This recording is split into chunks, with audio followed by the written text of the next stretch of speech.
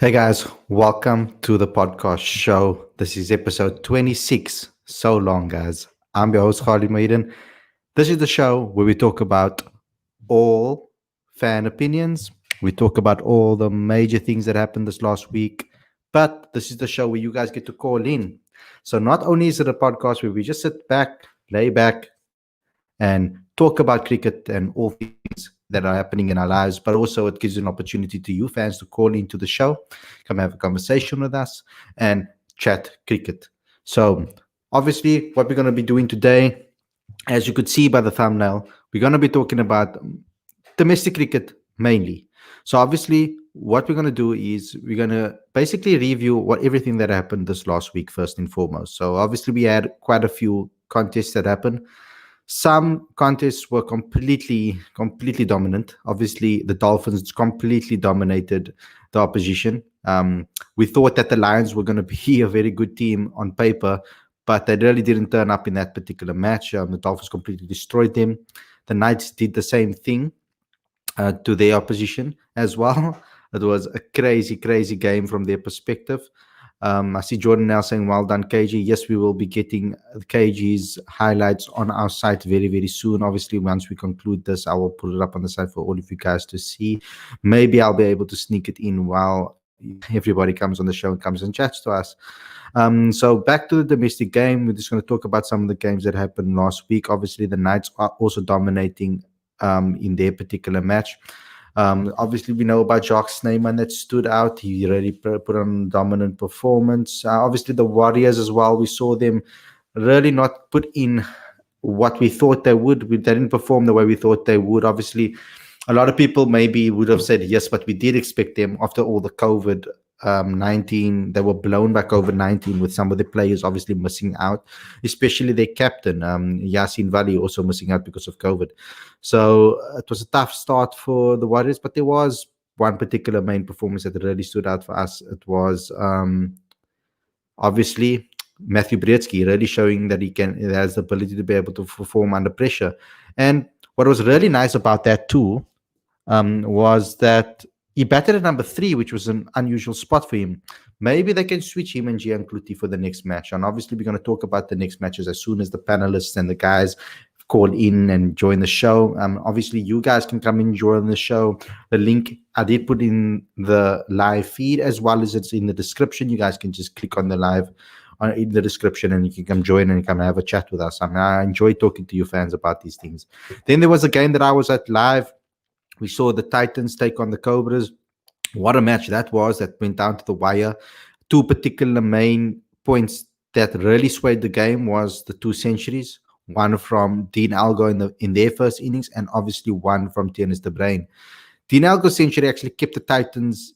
He scored majority of the Titans' run in their first innings. They only scored 150, and he scored 100 of those runs. So it was crazy. I think it was the most runs that was scored. It was the least amount of runs scored with the Centurion in the game. So it was quite incredible feat by Dean Algo. The second, obviously, the century by Tienes de Bruin. To watch that in action, to watch him in action was really great. How sturdy he was against the spin bowlers, obviously, and the way he punished the seam bowlers as well. But he looked a bit more comfortable against spin. But we saw him obviously do that in the subcontinent as well. Also, there was a 5-4 or a 9-4 actually from George Linde in the entire match. He really bowled phenomenally well. And there were some debutants that really performed, like Siad Abrams and Skeer Hout as well, really performed really well. So there was a lot of particular matches all around the board that really was some good showings. The Dolphins, particularly, obviously, Sarel, we have the interview on the site as well. So we, if you go to the exclusive interviews on our YouTube channel, you will be able to see all the interviews that we did the last week. So quite phenomenal. But I want to know what you guys think. There's obviously a lot of games coming up. We're all very excited about the games coming up. And we all want to talk about what's going to happen with regards to the Cobras, if they're going to be able to bounce back. Obviously, we're going to talk about the Warriors, whether they were able to bounce back, and as well as the Lions. It's quite frightening that the Lions will perform the way they did. But But I've got my first caller on the line, and he's disappeared. Okay, cool. Never mind. I thought I was going to bring him in. What you guys say in the comment section? What games are you really looking forward to? Minimal overs. Davey and then dropped. It's crazy, yes. So talking about that particular one, because I thought David Skirot really brought really well in that match, and I thought that they should have brought him on a little earlier. They kept on moving with George Linder, and from the one end, and I thought that when he came on, he actually took the wicket off Tienus de Bruin. So it was quite puzzling what the thought process was there, and it's a pity that he's getting dropped, because I really liked what I saw from him. He really brought something different to that Cobras lineup. So you're right, Keegan, it is a bit puzzling that has happened. I hope we get to see him in the rest of the season. I probably will when the Yanaman and when George go do their white ball duties for the Proteas. They will probably play him once again. I hope that he does get another chance. I liked what I saw from him, and I liked his passion, and I liked his fight that he had in him. You will know, obviously, Keenan, you will know more about him, obviously, because of club cricket.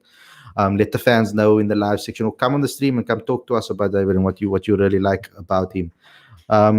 Let's talk about the next one. So Werner Erasmus once again active and saying that Dolphins versus the Knights this week after their last game should make for a good batting contest in Bloom.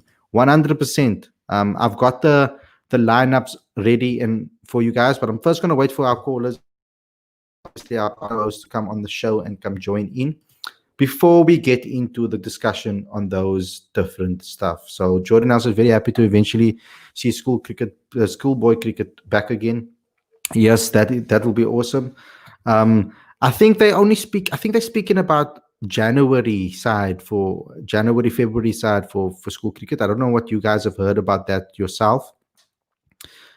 And I think club cricket as well, Keenan. Let us know in the comments as well when they're going to have club cricket back, because that we obviously need that.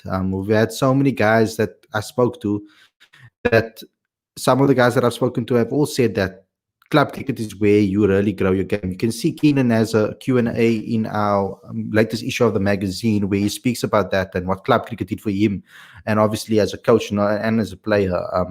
And club cricket is so important to your development. A guy like Zubair Hamza, for example, is a good example that did the hard yards in club cricket, played against men from a young age, really shaped the way he is, and the fighting spirit that he has comes from that. And we need to promote our club cricket game. We need to obviously promote that as much as we can, and we're going to try to do as much content as possible on that. If there's anybody out there that really wants to dive into that type of content and write on club cricket specifically and wants to write that for the magazine, let me know. Get it going. School cricket started this past week. Thank you for telling me that. Club cricket too. Only friendlies allowed. Okay, cool, awesome. That's really nice to know. Because I mean, we want to see cricket back in all formats. I'm just replying to some messages. Some people that want to come on the show.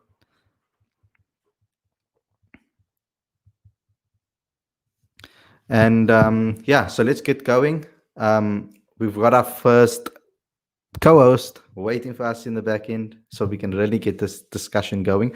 I'm waiting for a Bai also to join the show, because he does all the raps for the domestic cricket. I don't know why he's late. He's working on American time. Let's get Lubabalo in the show. Welcome to the show, Lubabalo. Nice to see you again. Khalid, how are you? Good, man. You didn't let me know that this school cricket happened already? Well, I was a bit surprised as well. I think I saw on Twitter some of the schools were getting back on the field, which is a good thing to finally have schoolboy cricket back. I'm sure the boys are quite excited. Yeah, that's awesome. Oh, wow. You have to see who we have in the back end here. We're waiting over here. Someone that has been in the comments for weeks and weeks, and now he's built the courage to come on the show. Brother, welcome to the show, brother. Thank you. Can you hear me? Well, you perfectly well. All right. Yeah. Thanks for calling in, man. Yeah, thank you, man. Because I've seen you so active on social media and as well as in the comments, and I was waiting for the time that you're going to call in and can give your opinions. Yeah, Vi actually invited me to come on Friday, and then so I decided to not do that in the end, but I decided maybe today I'll join you guys. Man. Awesome, man. Awesome. So let's start with last week first. let's talk about some of the top performances that you were really happy to. Obviously, we couldn't see them all, wherever you were. Obviously, fans are not allowed in the stadium, but from the coverage that you've seen, some of the obviously the interviews out there that you've seen, which performances stood out to you? Which was you really most happy about? I know what Lubalo was happy about, but let's not get. You can't talk about that one. He can't talk about that particular innings. He has to pick a different one. I can't talk about Sacramento all the time. So, Werner, start with you. What particular innings or bowling spell that really stood out to you? Yeah, to me it was Jock Snyman. I've been watching him for a while now. From in December, he played the England side for the Invitational 11. And he was the only real batsman that took it to their bowlers. So I've been following him from there. And then he had a great game where he smashed 120, I think, of 70 balls against the Cobras. So seeing him now doing well in the first 4-day game for him was nice. I think he also contributed some wickets with the ball. And I heard you talking Friday about... let me just take one earphone out. I can't hear myself. I heard you talking about us only having left-arm off spinners or orthodox spinners, the whole lineup. And I thought maybe he could be a left field call with his right-arm office. I'm not saying he's going to run through a team like India, but maybe he can throw in 2 overs there in the middle. It's a possibility. Maybe ahead of someone like John Smuts. But yeah. Because I'm thinking about that too, because I'm looking at that team and I'm like, it was very safe. There's not a lot of risk taken in that Proteas squad. I think it was a very safe squad. A lot of those appointments or those selections was very safe. Yeah, maybe he can do that because Markram spoke to us about him working on his bowling in the interview that we did with him. He said he's working on his bowling as well, so he can get into all those formats. But yeah, that's a very good opinion over there because I would like to see some other guys get an opportunity. Lubabalo, besides Marcus Ackerman, which performance stood out to you? To disappoint you guys today, I wasn't actually going to mention his name, but thank you very much for mentioning his name. It always makes me smile when someone mentions his name.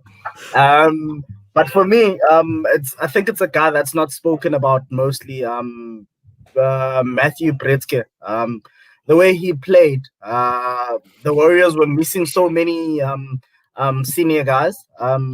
Their captain, for instance, he's one of the guys that's been the backbone in that top 7. And when most of us heard that they'll be missing Cash, they'll be missing Glenton, they'd be missing Yasin Valley, we were sort of wondering how they would put their batting lineup. And for a guy like for a guy like Matthew Bretzky, I think we had a chat about him that he's sort of nailed every other format except the longer format. And for him to come in a time where the team is missing so many players, for him to come in a time where the senior players who were in the side were also struggling to score runs, and for him to score, I think it was a 40 odd in the first innings. And then he sort of tried to go big, but he ran out of partners, obviously, in the second innings. I found that to be very impressive. To be honest, I wasn't expecting that from him now so early in the tournament, especially with so many guys missing. I was sort of looking at guys like Eddie Moore to be the guys scoring the runs for the Warriors, especially when they're missing so many players. So that's one guy that stood out for me in the last fixtures, because it sort of took a lot of people by surprise. But I also feel like we are not saying enough about it. Everyone's speaking about Snyman's 100. Everyone's speaking about the 2 Centurions in Durban, KP and RV. But nobody's saying anything about Matthew Bretzky. For him to come and score so many runs in that match, playing against that side, because I heard there was a bit of chirping going on in that game as well, but I'm still trying to find out what was said. But it was heated apparently. Yeah, it's a pity they're playing tomorrow, because I would have tried to send Matthew the link. He normally always joins when I ask him to join some different streams. So it's a pity that they're playing tomorrow. They need to focus. I want him to focus. I'm not going to bring him on here, let him get into trouble with his media manager. Hey, I need to find a way to get into that match. I want to sneak in at St. George's tomorrow. You need a binoculars. You need some maybe I don't know what else you're gonna need. Maybe a kit, and then you need an abai. So let's get him out there. Good morning, guys. How's everyone doing? I'll just wear my whites and go to the match. They're missing so many players, so they won't see me. I'll just carry my cricket bag and put on I have a Warriors helmet, by the way, so I'll just put it on and go to the match. That's perfect, man. So, we just were talking about some of the top performances that from last week. Wow, there's a lot of noise from your side. But anyway, we were talking about some of the top performances from last week. What was your favorite performance, would you say? Obviously, you were doing the wrap-ups, so you should know every single performance. Now, I'm going to put you on the spot. I'm just joking. What was your favorite one, would you say? You know, it would be very difficult to pick and choose one, but if I had to choose one, I would say Keegan Peterson scoring 173 not out, or no, 173. That's because I think, so when England came over last time, we had picked him for the series, and he didn't get a game. So this was a perfect opportunity for him to pretty much showcase his talent. So I think this is a good indicator of what may come next. I thought you were going to say the stumping Joe Biden, Donald Trump. I thought that was going to be your performance of the last week. No, cricket talk only. Cricket talk only. Okay, good. Let's get into the next fixtures, because I've worked very hard on these graphics, and I hope they are 100% correct. But let's talk about some of them. Let's talk about this fixture. Let's go with Lions versus the Cobras. I've put together the sides that started last week. I don't know how many changes they're going to be, etc. But if you look at these sides, guys, look at the Lions side again. On paper, they look phenomenal. There's so many guys in that, obviously, in the squads remaining. Now, the Lions never released who their subs would be, because I think most teams are picking a 14-man squad. And they never said which one of these at the bottom of the year were going to be part of the squad. But we can just pick if we want to. First and foremost, let's talk about both sides, because both sides obviously lost. And it's a massive game for the both of them to really kickstart their campaign. Ismail Khafieldin is coming in for David Skirhout. That was already announced that he's coming. David Skirhout is losing out, but Khafieldin is coming into the squad. I would have, first and foremost, do you keep the same sides, guys? Who wants to go first? Just put up your hand. All right, I can go first. I think, so I think it would be worth it to give Ismail a game, because I think last season he did do very well for Poland, and that's what earned him the deal with the Cobras. So I think it's good to see what the newcomers might bring to the table. You see, Field is a difficult one, because I don't see him coming in while Zubair Hamza is playing. While Zubair is there, because I see him slotting in that number 3 or opening position. And while Zubair is still around, I don't really see him coming to the team because of their. But obviously, when they lose Janaman Malan, we may see a switch. Maybe Tony will move up the order to open the batting with Peter Malan, and then we'll see Khafieldin slot in at 4. That is also another option. And they, at least this time around, the Cobras don't necessarily have an issue with regards to picking players of color. So they have players of color in abundance at the moment, and that is very key to their performances. Do you think there's going to be any changes, Lubabalo, from your side? Do you think anything with regards to the Lions that needs to change when they are selecting this side? I'll put up the squad again for you to be able to look at them. With the Lions, to be honest, I was lucky enough to see a few of the dismissals from the batsmen. They were soft dismissals, so I don't think the Lions will be looking to change much, to be honest, except how they play, obviously. But probably we wouldn't go with 2 spinners there. So Bjorn Fortuin might miss out, or even Pangi. Either of the 2 might miss out for an extra seamer. They could even go for the all-rounder as well. But I think with them, it'll be more about switching back into 4-day cricket. they seem to have been affected by the fact that they had been not doing much, not playing cricket, because some of the dismissals were shocking, to be honest. With the Cobras, I would honestly like to see Nandre getting a game. I don't know how they will do it, but yeah, I would like to see him getting a game. I also don't see. I think some of the guys are only going to get game time when the Proteas players are no longer with the squad. So I don't think Cobras are also going to change much. They'll probably just bring in that one guy to replace David Skiru. And then the Lions as well. I don't know how to pronounce that surname, but yeah. Is it Skirhot? Skirhot. Yeah, Skirhot, yeah. And the Lions as well will probably be looking to bring in an extra seamer because we're playing where we're playing, so you want to go in with probably 4 seamers and then just one spinner. Yeah, as we are seeing maybe Avi coming into the game because obviously I think maybe they feel they're a little bit of a better light after the performance that they put in. Maybe they can bring in Avi there as an extra spinner because he has been working hard on that apparently. I've heard from the coaches that's what they said. Werner, from your and obviously over on the other side, I think you're talking about a seamer coming in. Lutus Pamela is a big option. I was surprised that he didn't start in this game actually because I mean he's one of those guys, but I think with the extra spinner they were looking for. And that's why Luto apparently had an injury niggle. I don't know how true that is, but yeah, it's something I picked up around on social media. So that's probably why he didn't play. Yeah. It's a pity we have to pick up things on social media to find out these things. I don't know why they can't just be transparent with who's available and who's not. Yeah, it's quite sad. But Verdo, from your perspective, first of all, let's go with who do you think will win that match, and then you can give us a little bit of analysis of that one. Oh, wait. There's a massive sound coming from your... Can you just maybe reconnect the earphones? Oh, that's better. It's gone. It's gone. It's fine now. That's fine now. All right, sorry about that. No I'm not sure he's going to win it. Like you said, on paper, the Lions are looking very strong. But I don't know. It could be a close match. I would also bring in maybe someone like Sapamla, but I also read that he might have had a niggle, so I'm not sure. Or they could consider bringing in Mulder.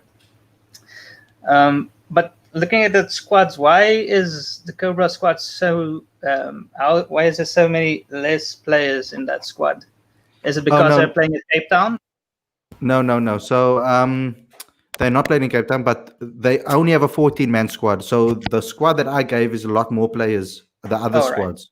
So the other squads haven't, or the other teams haven't released their full squads yet, and I don't know why. They've done their previews, but they haven't given what the last subs are. So I think they're only traveling with 14 players. Each team has 14 players, and the other franchises haven't. So if we move on to the next one, for example, you'll see over here that the Knights have released their players. So you'll see 40. It's a 14-man squad. If I'm 11, 12, 13, 14, yes. So it's a 14-man squad. Everybody's giving 14 players. Vernus disappeared now, unfortunately. But I don't know. I'm sure he'll come back. Let's go to a bye quickly before we move on to the next. Where's my graphic? There we go. Before we move on to the next topic, there's a few guys that are talking to you in the comment section over here. And I'm sure that you're going to want to answer them, Mr. Abai. First and foremost, are you protesting in Pennsylvania? Oh. Yeah, okay. So I'm in California, so that's 3,000 miles across. So second one is, are you on a taco run? Do you have the munchies? No, just taking a casual walk in the park right now. Okay, and the last one for a buy is, what is junior cricket like in the USA? I would still say it's developing. I wouldn't say it's at a great phase right now, but I like the progress that we're making, and I'm looking forward to what's to come next year. Such a diplomatic answer. Wow, you're already learning from your new president. So Abai's already getting a fan club. I love it. So anyway, let's talk about the next game, guys. Let's move on to this one. This is a big one. The two big scorers against each other. The Knights obviously was were completely dominant. We obviously heard Werner talk about Jacques Snyman, a brilliant performance. It was really nice for me to speak to him because he was so humble about his performance. I mean, he didn't even know that he was scoring at such an alarming rate. He had to be told that he scored such a fast century. So you guys can go look at that particular interview in the exclusive interview section on our YouTube channel. But as you can see, I don't think these two teams will change much. I think they'll kind of stay with a similar squad. I would obviously, because I'm a fanboy of his, I would love to see Rwanda Swat fit in somewhere, but I don't know if he can, because at the moment all the bowlers are players of color, and to switch him out, it's going to be quite difficult. They'll see 1, 2, oh, wow, 3. Oh, they could. They only have 3 white players in the side, so it's a possibility to be able to switch him out. But I would really like to see Ruan Swart given some time, and I hope that when the Proteas plays, obviously Keshav's going to go for white ball cricket, and once Keshav goes, maybe we'll see an all-rounder in the form of Rwanda Swart make his debut. With regards to the Knights, I don't think there's much to change. I would like to see Dwan Jansen given an opportunity. I'm a big fan of him. It would have been really nice to see him play up against his brother when they took on the Warriors, but unfortunately that didn't happen. But let's start with Werner this time and then move to Abai and then Lubabalo. Werner, are you looking most excited about with regards to this particular game? Yes, I'm looking forward to the one batting team versus the other. Obviously, Bloemfontein tends to be quite a flat wicket, not much in it for the bowlers. So probably what is good about flat wickets is that the base bowlers come out on top. It's usually a clear distinction between the base bowlers and the other bowlers when the wicket doesn't have much in it for the pacers or the spinners. Looking at the Dolphin squad, I think they might consider I would consider bringing in Rwanda Swat. They do have 3 spinners. I don't know if that would be necessary. Maybe get him in for Subrian. I don't know. And then looking at the other squad, what to say? I'm not sure exactly there, but sorry, I'll bring it back up on the screen. All right. I would like to see Andries Gous, but I don't see them fiddling around with that top order who has done well. So I don't think there will be any changes. Maybe Dwan Jansen will get the opportunity later in the tournament, even though it is a short one. But yeah, I don't see many changes as they both won their games quite convincingly. You see Abai's effect. Eh? He's been here for 5, 10 minutes or 27 minutes and he's already saying Jansen instead of Jansen. Do you see this Abai's effect? No, let's go to Abai. From your perspective, what do you think about the 2 squads? Who do you think is going to win that particular game? Who would you like to see come in for who? Let's put on the squad back up again. Okay, I'd like to think that the Dolphins are probably slight favorites. I'm going to keep it simple about changes. I don't see either team making any changes in reality, because I just believe that if you have a winning combination, there's no need to chop and change with it much. But at the same time, as Warner pointed out, I would like to see Rwanda Swart get a game soon. But that would have to happen if in the absence of maybe Keshav or Andile. Interesting point. Guys, please subscribe, click that notification bell for all future videos. Of course, you have to do that as well. So let's go to Lubabalo. Do you have the same sentiments or do you have something a little bit more different? I love you always have something different up your sleeve.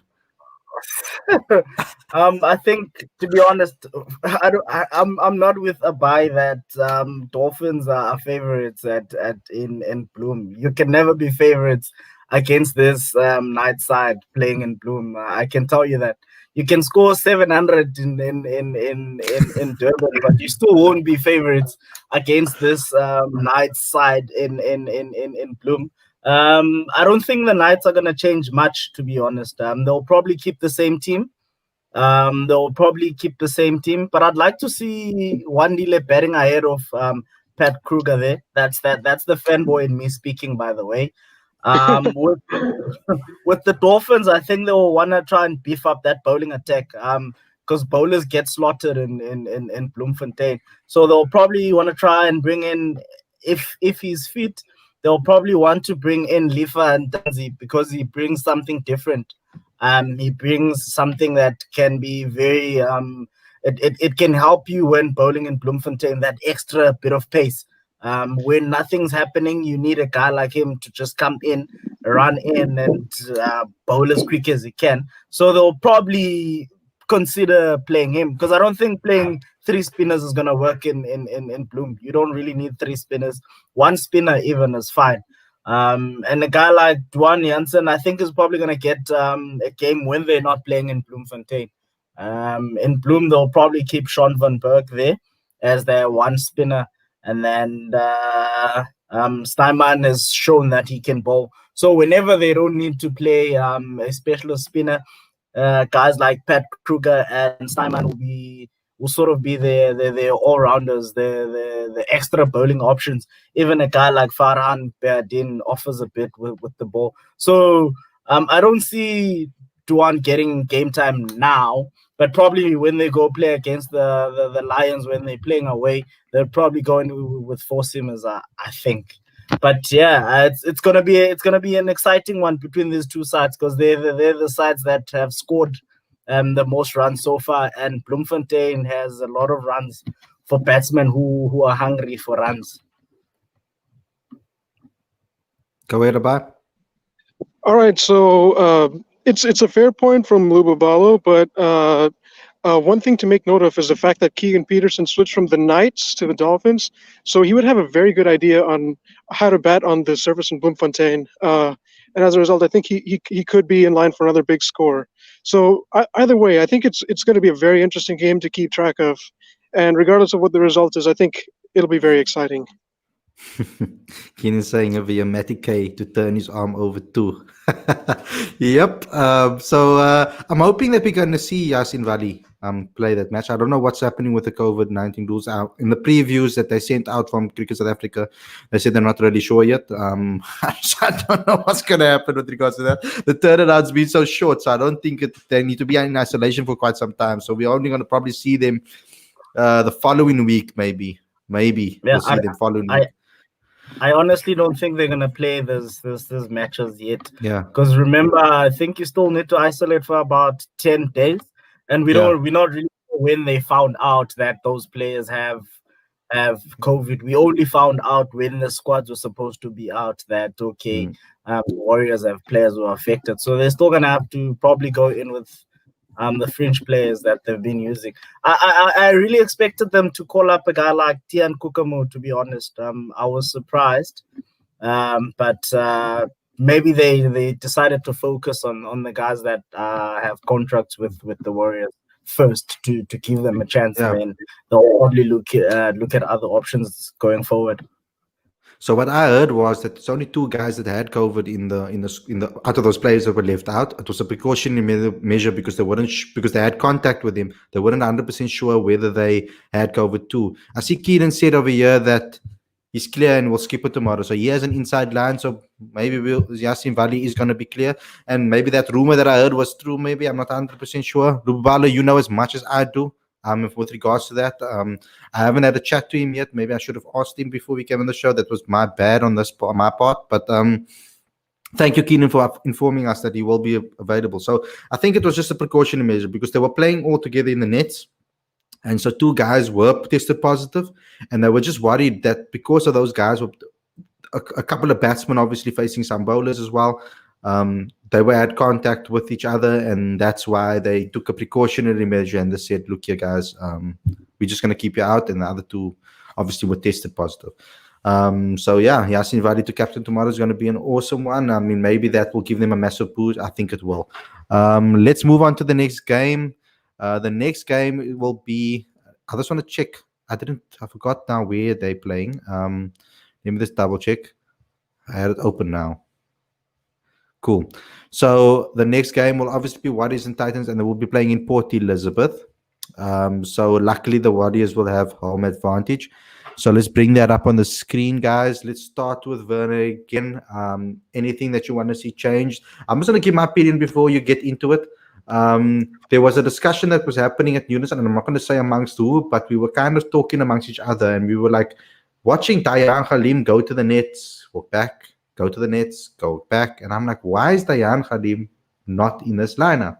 And I'm like, the player of the year last season for the Titans, and he doesn't get a starting spot in this particular team.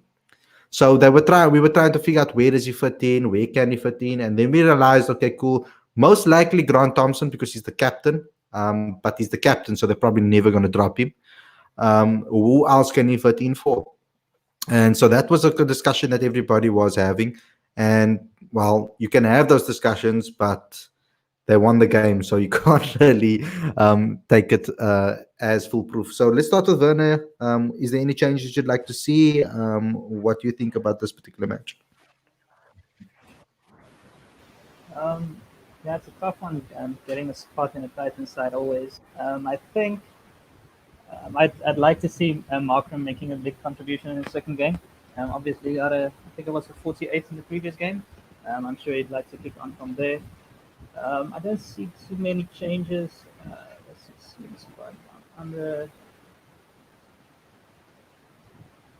I think Ryan Cartwright has bowled quite well in the past, but I don't see them immediately making a change on that side. The Warriors, obviously, if any of the guys have been cleared, they will come in. Like you said, Yasin Valley would probably then come straight back in. I'm not sure who would make way for him, but yeah, I don't. As it's only the second game in the tournament, I don't think too many changes. Yeah, bro, can you just please reconnect your earphones again? It's a bit soft. So I thought it happens, bro. It's your first stream, so don't worry about it. Don't feel embarrassed about it at all. We see Keegan Mitchell obviously once again live in the comments saying that he thinks Diego Rozier. Are you saying that he should be dropped for Dayan? I'm not sure what you're saying, or you're highlighting him as the main guy.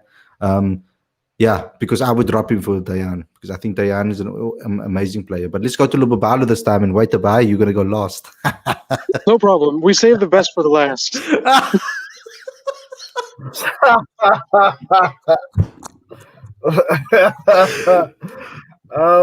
Okay. You don't have to put the squad up, man. I took a picture. With the Warriors,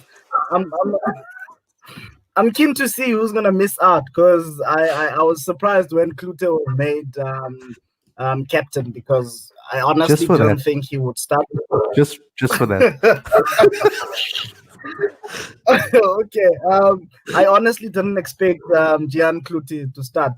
But he was made captain in the last game. So it'll be exciting to see whether he's gonna directly make way for the captain when the captain comes back, or is someone else gonna make way for the captain? And if someone else makes way for the captain, where's the captain gonna bat, and where would Gian Klute bat? I think at the moment it's gonna be exciting to see how the whole Warriors side lines up, their top seven, how they will line up, because I'm sure a guy like Rudy will still make the side. A guy like JJ will still make the side.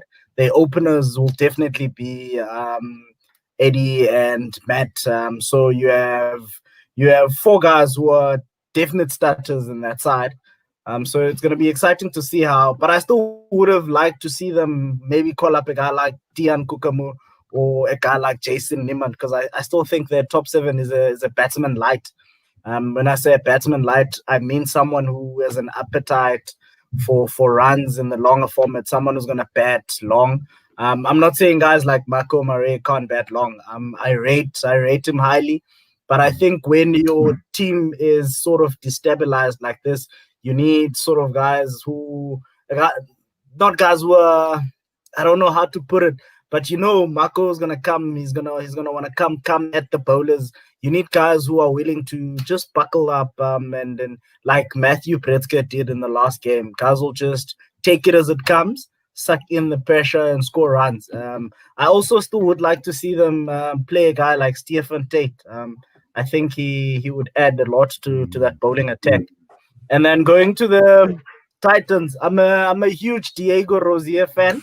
I'm also a huge Dayan Khalim fan. But yeah, I'd also have Khalim in for Diego Rozier at 7. I also think PE conditions are going to be suited for a guy like Diane Khalim. So he's a guy who would actually enjoy bowling in PE. So I'd look to have him come in for Diego Rosier. And I'm also going to make a big call and say Aiden Makram's going to score 150 runs minimum in this game. Come to me after the game. I don't mind. Phone me, text me, but you will see. Aiden Makram, 150 runs in this game. And that's the minimum number of runs he's going to score. Wow, what a bold statement. Bye. Before we end of our basic review, and then we can just have a nice chat about cricket generally, just give us your final thoughts about that particular sides and who you think is going to win. Can I see both teams real quick? Yes, you may. All right, so I think, I agree with Lububalo that Diego Rosier is a very good player in the making. But then again, I think Dayan Khalim deserves game time. I remember mentioning this in an earlier show, but since Jacques Kellis retired, we've been in search of that quality all-rounder, and the only way it's going to be successful is if we give a couple of young guys plenty of game time so that they'll be able to settle and eventually make it big in domestic cricket. So that's my take on the Titans. As far as the Warriors are concerned, I think this looks like a reasonably good playing 11. But then again, I would say the players to look out for are probably, I think, Eddie Moore and Marco Murray. Awesome. Now, I would obviously want to see again the opening partnership of Matthew Bretzky and Eddie Moore, because I thought they were phenomenal last season. Gianlutti, I feel, has the ability to be able to drop to a 3. I mean, I don't know what's going to happen now with Yasin Valley coming back in. We're going to have to see where he slots in, obviously, over here. I'm thinking maybe number 3 and number 4, but I'm not sure. I think most likely Gianlutti will lose out, and then Eddie Moore and Matthew Bretzky will shift up, and then obviously Yasin Valley will playing at number 3 or number 4. I think that is most likely what's going to happen from my perspective. Werner, do you have anything else to say on that? Yes, I think go and open in the second innings and Klute drop down to 3 in any case. So there we go. They'll probably continue with that. So guys, that's basically the wrap up of our domestic game. So let's continue this conversation and let's bring the party. It's a pity I don't have any music for him, because obviously if I bring music for him, then we can't monetize this video. So I can't bring up music. So we're all going to have to just go, here comes the hot step, turn it up. There he is. Don't ever sing again. Even if they ask you to sing at a wedding, don't even do it. Just walk away. I like that name, Ravi. I like the name. I like the name. I like the name. I like the name. I'm telling you guys, he's going to be picked for the end of the year. I guarantee you. I'm willing to bet not my entire mortgage, but I'll bet a portion of it that Markham will make his debut at the end of the year. He has to. Vouchers taken notice of it. I guarantee you Victor is doing the same. Abai, you walking like 3,000 kilometers in California. At least walk with a burrito in your hand. What's wrong with you? Yeah, this guy coming hard here for people. This is not the... never mind. Anyway. I thought you were going to be like a Biden supporter, start hooting away. I see you taking Trump's position. Huh? No, hell no. No, I just find it funny everyone sitting in their 4x4s hooting away. Ooh, we got a new president. You know, it's safe. I'm not by no means I'm saying don't do that, but I think it's a pretty unique take on things. Lubabala, where's your beanie, man? Where's your gray beanie? Huh? Someone gave me some slack about it, so I decided I'll just give it a break tonight. No, you need to bring it back. It's like, like Cartman's, blue beanie, it's exactly like you got a gray beanie, Cartman's got a blue beanie. Werner, I don't know you, but I'm willing to bet I'll read you by the end of the night. It seems like Ravi's just taking out his frustrations of studies all on us now. He's coming on the show. He's just by everybody. He's taking his frustrations out there. You take it out on us, not on us. No. We can't escape, unfortunately. Someone was tweeting, like, what is Trump going to do if he's not going to be in the White House in January? And I tweeted and said he should go to WrestleMania. That seems to be the logical thing to do. at that point. Him and Vince are like this anyway. You know? That was the most cringe, I think, part of WWE that they went through when they had the Trump and Vince McMahon. I He's thought a it was Hall so of Famer. cringe. Oh, Donald my Trump Lord. is a Hall It of was Fame so on cringe. WWE. He's a Hall of Famer. He's got a ring and everything. He really is a Hall of Famer. That's Anyway. crazy. Let's talk more about cricket, guys. Because so when it comes to the Protea squad, let's talk about that again a little bit more. Because I had more time to think about everything, and we never got to hear Werner's comments on this, and I'd really like to hear your comments on this. But when I look at it and why they maybe never gave some youngsters an opportunity, I think it's because youngsters don't get I think they're thinking a little bit more into the future, that youngsters don't get enough opportunities to play the longer format of the game. So they want to keep them around in 4-day cricket. This is my now optimistic view on this. So they want to keep them longer in the 4-day game. So to get more experience, to get that vibe. So that's why they didn't give all the youngsters a one-time chance against England. But I also think they're very desperate to win the series, even though we heard from the convener that he thinks about the future. That's what he told us. I feel that they are all under pressure and they need to win the series, and that's what's going to be their main aim. And that's why they feel that the more experienced guys are going to play. My analysis is that particularly the older guys will play in the T20s and not in the ODIs. I think that's what they moving towards with regards to that. But Werner, give me your take on that before Abai does. Yes, I agree. I also think the older guys will probably play the T20s. I think someone like Faf might sit out for the ODIs. They'll probably play the younger guys there. I would have also liked to see a younger squad. I would have probably brought in someone like Van Lebbe or even Marco Murray. It's got a few young guys that could have been given a chance, I think. So yeah, but maybe you're right. Maybe it's for the 4-day game they try and because our test squad is probably our weaker format at this stage. The test side is not as strong as it used to be. Especially the batting lineup can do with some bulking up. So maybe they're looking for some of the batsmen to step up, the younger guys, to maybe get a chance at the end of the year against Sri Lanka. Yeah, I'm clutching at straws. I'm just looking for a different angle to speak about. Bye. Well, Werner had it pretty much all right when he said the more experienced guys are likely to play the T20s. So it's interesting to see the selection of Pite van Biljon. I mean, okay, that's been criticized, but then again, he did well in both the MSLs, and I don't think he's had a proper chance to showcase his abilities.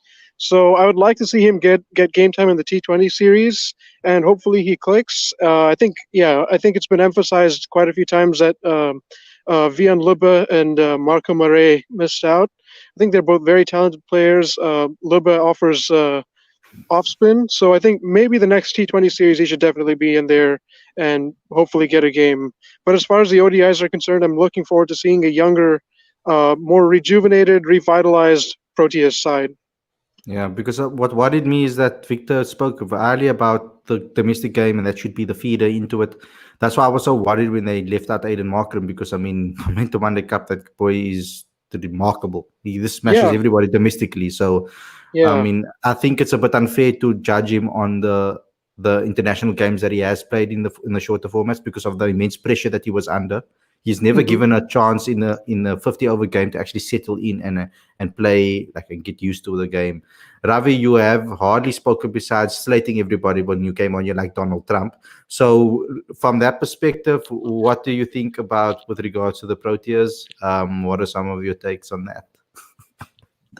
I'm not Donald Trump, no. But look, coming back to that white ball squad, I think it's a fair team. But I've expressed my views about Magala losing out a spot, Markram obviously. But my stance on it is that with regard to Markram is that I think they are getting him up for the test series at the end of the year. Weight of runs is the priority. I think they want him to flourish in the 4-day game or the 4-day series. I share Lububalo's sentiments that I firmly believe Markram will score a big score. I wouldn't go as far as 150 in this particular this particular match. Maybe high 80s, bordering on 90s, and then eventually you'll build himself up to a big one, to 200, 250.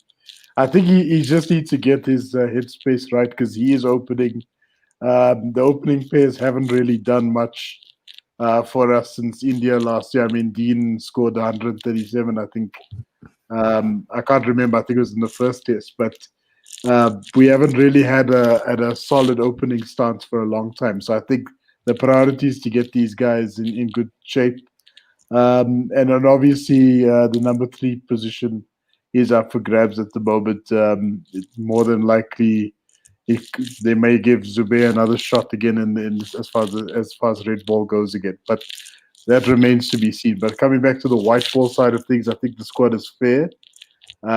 Certainly not the exuberance of youth that I'm sure most fans were looking forward to seeing, but I think it's a fair squad considering we've got a very lean timeline towards the many World Cups that are coming up, both T20 and the 50 over.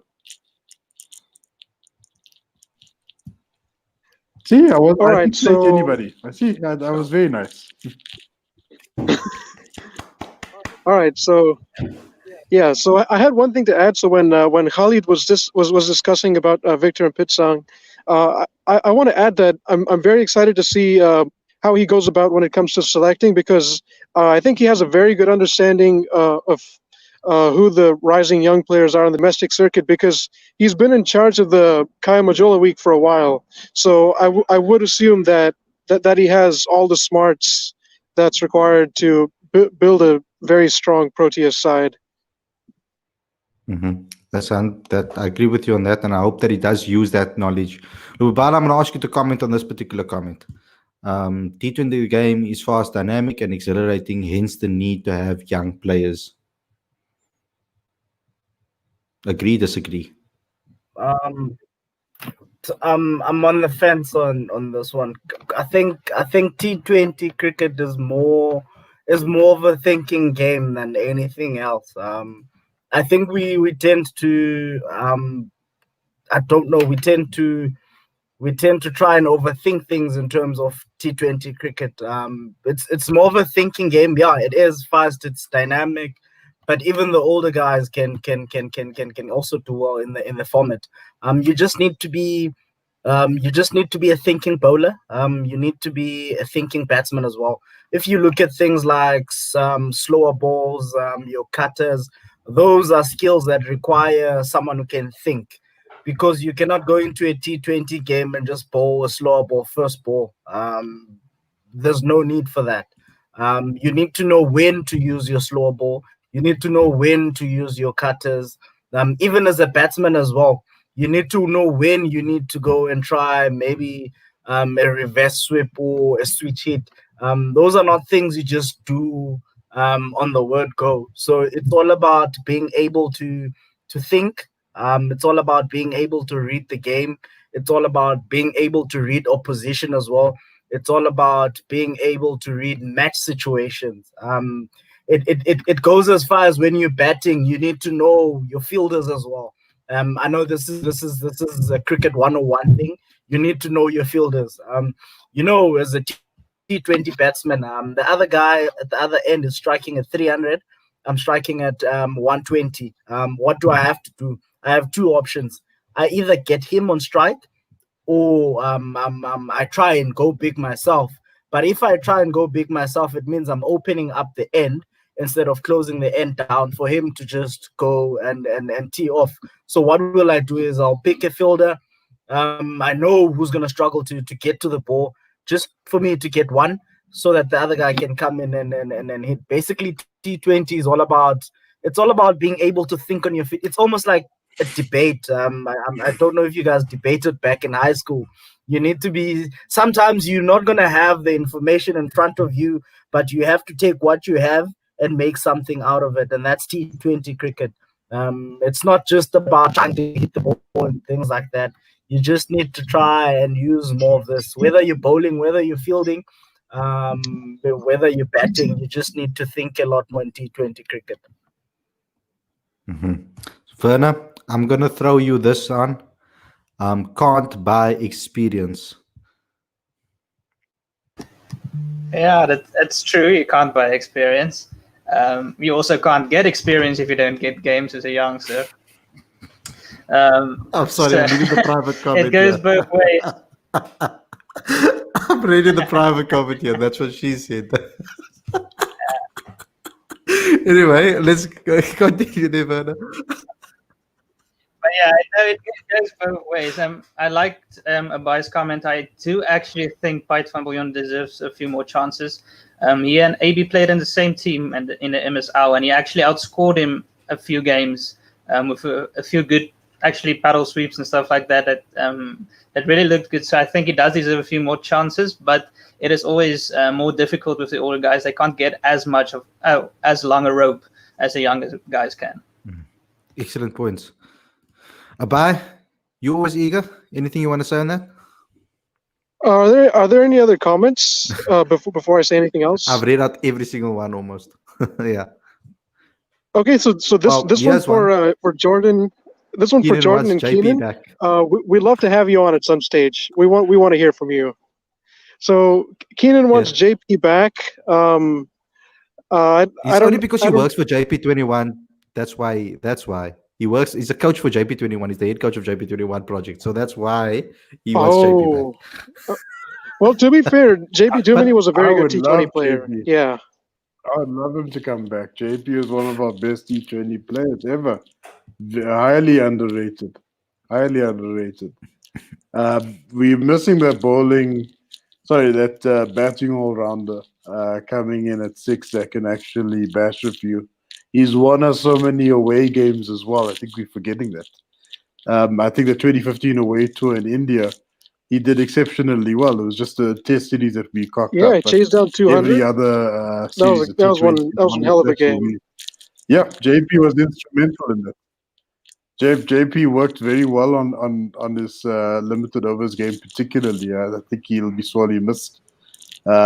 It's very, very, very big shoes. Okay, let me throw in a debate. To see something like that. Let me throw in a debate. JP or AB? Let's go, guys. Open it up. Come on, man. No. Now you're gonna be like Boria. Are you gonna be like Abai's uncle in India? Get it down in the comments, guys. Get it down in the comments. AB or JP? Which one do you want back? Oh, really? You know we're gonna end up fighting, right? You know. Can I go first? Can I go first? Go ahead. I want the fans. Lubabalo? Yeah, let's hear from you. Social media. That's me. Can I open the debate? Can I break the ice for you guys? Yeah. So you're saying JP or AB?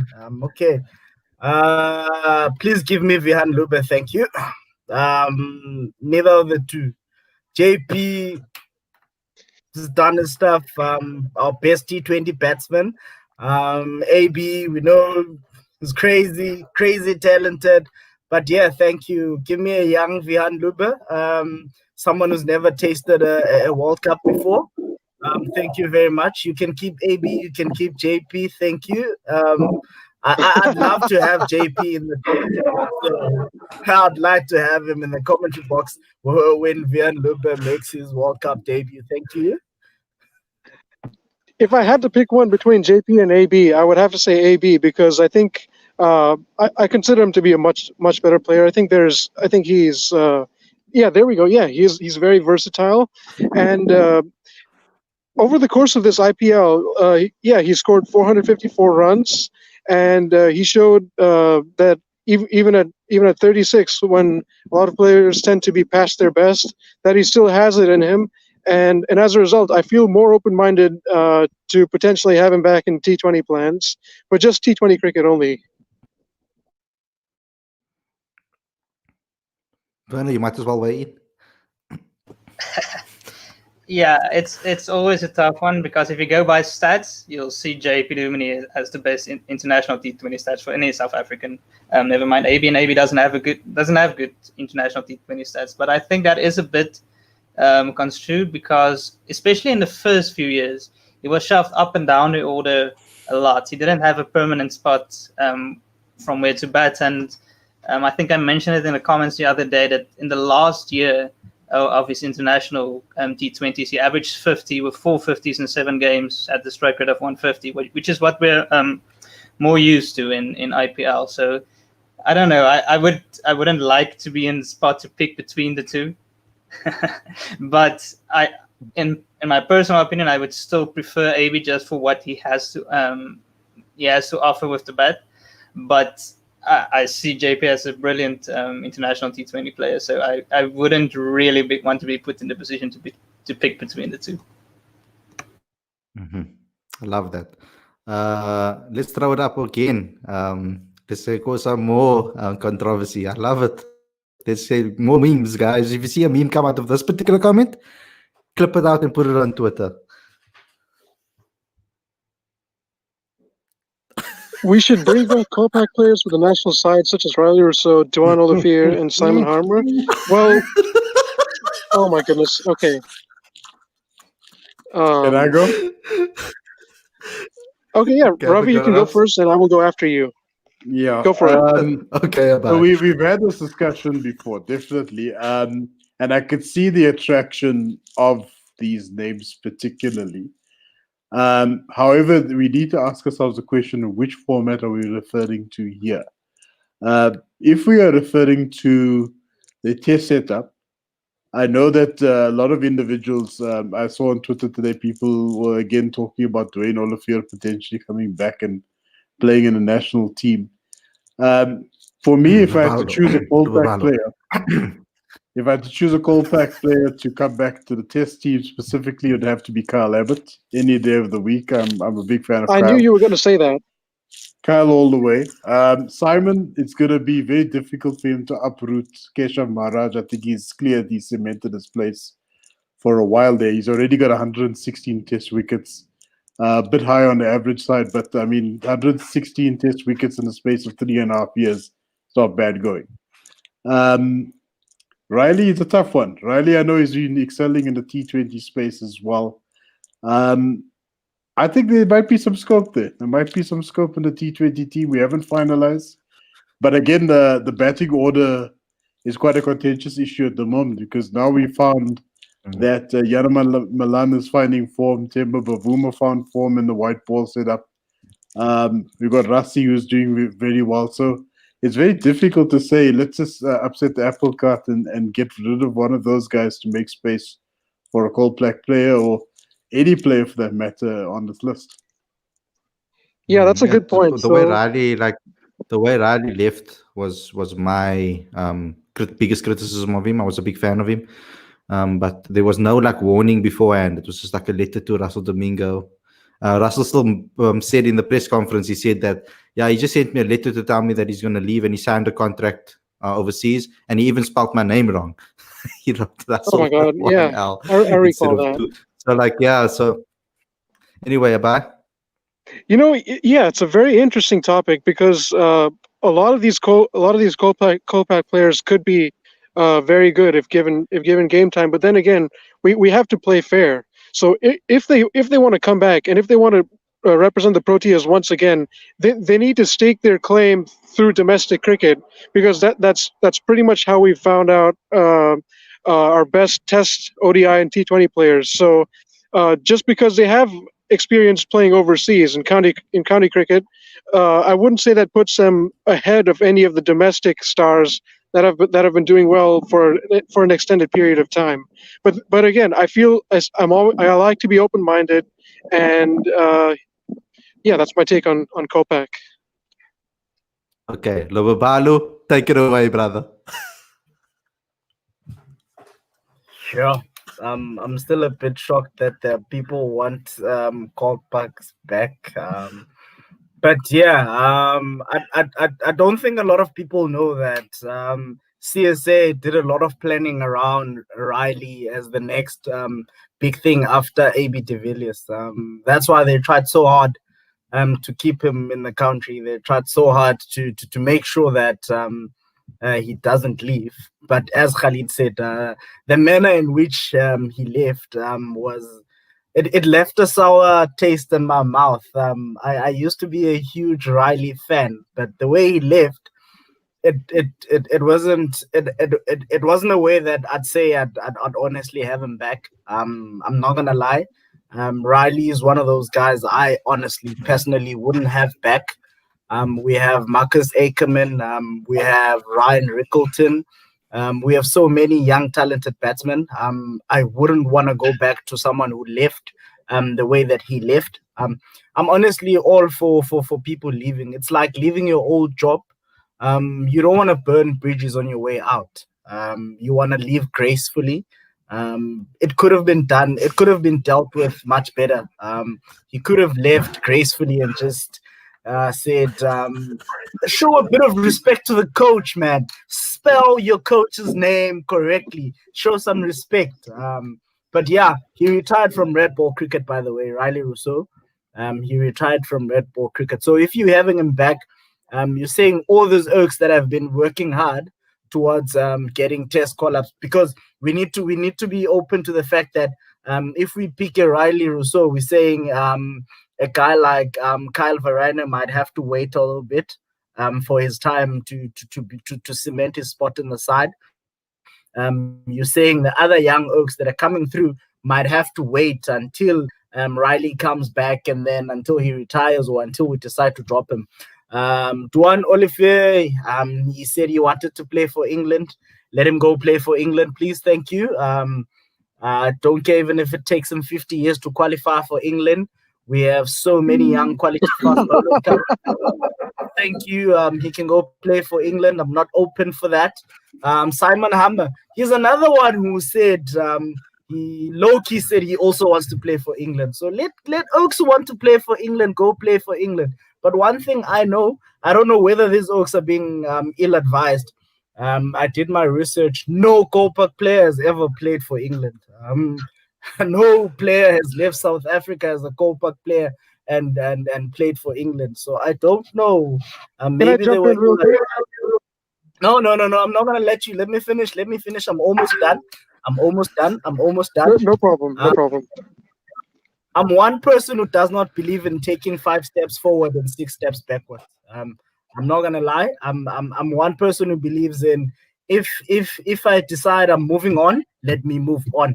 As Ravi said, Keshav is doing well. At the moment, I feel George Linder is second to Keshav. So if you're saying, okay, Simon Hammer must come back, we want him back. What are you saying to George Linder, who's been working he's been working very hard to try and dismantle Keshav, and then you go and fetch someone that's that working his ass off. Yeah, I didn't want to say, but yeah, what I got it for you. what are you saying to the guys that, like, let's be honest, guys, there's so many Oaks that actually had an option of going Kolpak, but they decided not to go Kolpak because they still had the dream to play for the national team. So we as the national team were busy running after people that decided to go Kolpak. I don't care what the reasons were, but we're running after people that chose to turn their backs on the national team, whilst there were people who decided, no, I'm going to stay behind. I have the option of going to play for another country. I have the option of going Kolpak, but I'm not going to exercise that option. I'm going to keep fighting. I'm going to work my ass off. But now that we have an option of picking your Kolpak players, now you want to go running after them. You're forgetting guys that have been working their asses off, guys who have invested so much time and effort and emotion into trying to make that side. You're doing exactly what the Kolpaks did to you. That's what we'll be doing. I don't hate the guys. I have nothing against them. They can come back. They will improve our domestic cricket, no doubt. They can come back and play domestic cricket. Thank you very much. But when it comes to the national team, what message are you sending to the guys who have been working hard that did not leave? That All right, deserves a so- subscribe. Notification bell, guys. Wow. That was quite a speech, I have to say. A round of applause for that. So yeah, again, I want to emphasize that I'm being open-minded. But then again, if we were to compare the likes of Simon Harmer to Keshav Maharaj, I firmly believe Maharaj is better. But then again, I think if Harmer comes back and he does well in the next couple of seasons, then he might be worth a shot again. I know it's a very controversial point to make, but I think open-mindedness pays off. And then it's good that no hard feelings at all for players that go Kolpak. I mean, it's their decision, and freedom of movement isn't a bad thing, but that's where I stand. And guys, I just want to say, cricket is a global game. I mean, as we know, very recently, it's not just white guys going to play for England, and that's the end of the story. Very recently, we saw Dane Pete leave for the USA as well. He's also trying to pursue a white ball career. So the game has changed in many respects. In addition to that, we had who left the Dolphins very recently. His name is escaping me now. Khalid. Cody Chetty. Cody Cody Chetty. Chetty. Yes. I should have Cody. remembered that name. But anyways, he's also doing the same thing. So I mean, it tells you how the game has changed. Firstly, it's A, and B. At some point, you need to call a spade a spade. You need to sort of say to yourself, how much opportunity do I actually have as a professional cricketer in this country? Who am I actually competing against? Why compete in a very competitive pool of highly talented players when I could go to a smaller pool with minute talent that actually excel and do my absolute best there? I guarantee you will see Dan Pete play in a 50-over World Cup. No question about that. If he comes to San Francisco, I'll invite him for lunch or dinner. Yeah, but you need to go and buy burritos, dude. You can't walk 50 kilometers and not buy anything.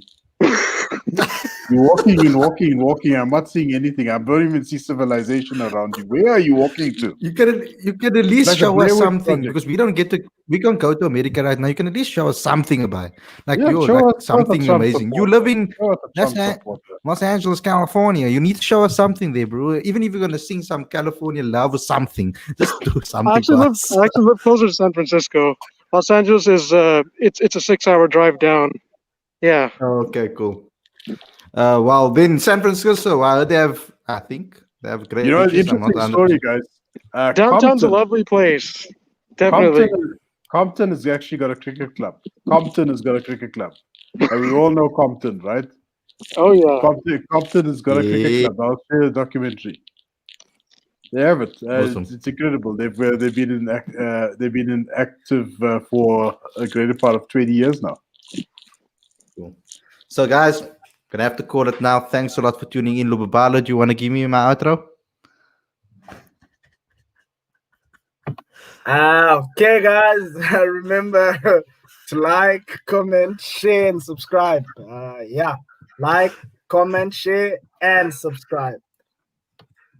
Click that notification bell for all future videos. Don't forget to download the latest issue of the magazine. Links on the screen and the description. If you're a business out there and you're looking to obviously automate your sales funnels, etc., and build the sales funnels, you can get the link in the description and we will help you out. Thanks to everybody for tuning in. Thanks to everybody for watching. And thanks for the panelists too. We'll see you guys very, very soon. Take care, everyone. Pleasure. Take care. Salute.